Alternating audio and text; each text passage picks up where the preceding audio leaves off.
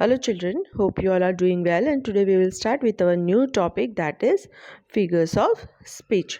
Let us see which figures of speech we are going to learn. Now over here we are going to learn apostrophe, personification, climax and anticlimax. Now first of all we will go through apostrophe. What is apostrophe? It is addressing someone absent, dead, or non human as if that person or thing were present. Now we are directly addressing to an absent or dead thing. Okay. So here you can see the example. Don't tell me now, dear eyes. Now here we are talking to whom? We are directly addressing to whom? We are directly addressing to eyes. Now eyes are what? It is absent, or we can consider as a non-living thing, right? But then too we are directly talking, or we are directly addressing to eyes. So this sentence is our apostrophe. Next is life. I cannot understand you. Again, life is what? Absent, right? It is non-human thing. But then too we are directly addressing to whom? We are directly addressing to life. As we are directly addressing to the life, this sentence is which figures of speech? It is apostrophe. So, in exam, you have to write in such a way. First, you have to write the name of the figures of speech, and then you have to write the explanation, right? Let us go through few more examples. O nature, thou art my goddess. So here we are directly addressing to nature. So it is apostrophe. Here direct address is made to personified object, that is nature. Next one is little lamb who made thee. So again apostrophe. Here direct address is made to the absent lamb. Next example, blow winds blow. Apostrophe. Here direct address is made to personified object, that is wind. Next figures of speech is our personification. What is personification? It is a figures of speech where non-living objects are described to seem like people. It is a common form of metaphor in that human characteristics are attributed to non-living things. Now in personification, what we used to do, here, non-living objects are shown as if they are having the human quality. Let us see some examples. The moon was resting in the midnight sky. Now, moon is non-living object, right? But the human quality, what it is shown? Resting. Resting is a human quality, and it is shown that the moon is resting, which is a non-living object. So, we can say that non-living object or dead object is a given human quality. Next one is the sun is smiling at us. Sun is non-living object, right? And smiling is human quality. So a non-living object sun is given as if it is having a human quality, that is smiling. So it is our personification. Next example, the streets are calling me. Now, streets are non-living object, right? And it is given human quality. Which is the human quality over here? Calling. Okay, so a non-living object or a dead object is being given as if it is having an human quality. So those figures of speech is which figures of speech? It is personification. Let us go through some more example. My alarm yelled at me this morning.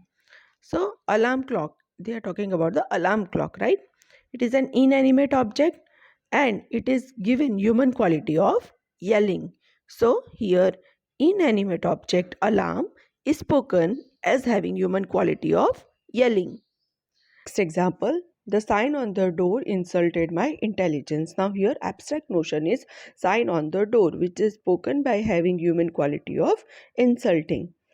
Next example is my phone is not cooperating with me today.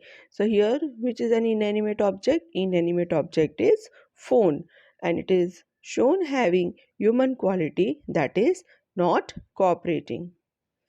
Next example we will see of climax. First of all, we will understand what is climax. Climax, it is a figure of speech in which series of words, phrases or ideas is arranged in an ascending order of importance or emphasis. Here we can see the example. She dreamt of having a maid, a car and a house. So the ideas are arranged in an increasing order. So from maid to car to house. Next example, there are three things that will endure: faith, hope and love. But the greatest of this is love. Now here the ideas are arranged in an increasing order of importance, that is from faith to hope to love. Next example, some books are to be tasted, others to be swallowed and some few to be chewed and digested. Again the ideas are arranged in an increasing order of importance, that is from tasted to swallowed to chewed to digested. Next example, if you think that's bad, it gets worse. The ideas are arranged in an increasing order, that is from bad to worse. Next example, we will hear him, we will follow him, we will die with him. So again the ideas are arranged in an increasing order of importance, that is from hear to follow to die. Next figures of speech is anticlimax. It is opposite of climax. Here in anticlimax, the series of words, phrases or clauses are arranged in an decreasing order of importance, right? So we will see the example. The soldier fights for glory and a shilling a day.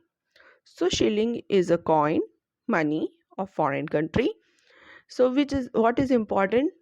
Glory is important, right? And then shilling. So the ideas are arranged in a decreasing order from glory to shilling. Next example, I die, I faint, I fail. The ideas are arranged in a decreasing order from die to faint to fail. Next example, the politician lost his wife, his son and his parrot in one full swoop. Right? So here the ideas are arranged in a decreasing order of importance, that is from wife to son to parrot. Next example, we will see I die, I faint, I fall. So again the ideas are arranged in a decreasing order, that is from die to faint to fall. Next example, he was rogue, liar, a trickster.